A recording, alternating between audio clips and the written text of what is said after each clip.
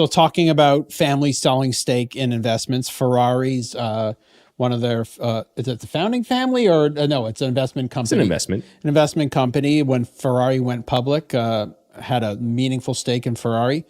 The holding company is called Exor. Yep. And it's the Agnelli family. Yep. That controls Exor. Long story short, Ferrari, since going public, has gone up about 10 to 15 times. Yeah.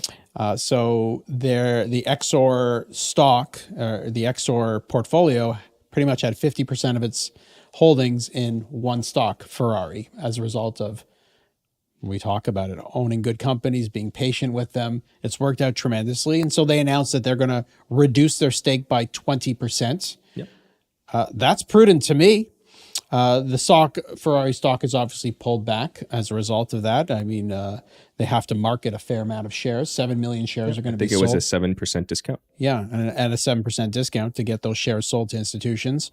In the meantime, Ferrari has announced that it's going to buy back $300 million worth of the stock. I think the share deals they're offering is $3.5 billion or something like that. So small portion, but still shows confidence. This is quite similar to what Berkshire did with Apple, right? It's you can't have all your eggs in one basket, even if the basket is beautiful like a Ferrari.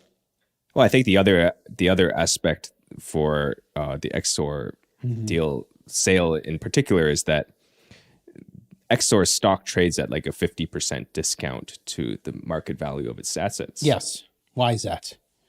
Some of the parts type plays. Well, I think oftentimes with these kind of investment companies, like you see this with Brookfield. Power Corporation. And it's very common that they trade at a large discount to net asset value for whatever reason.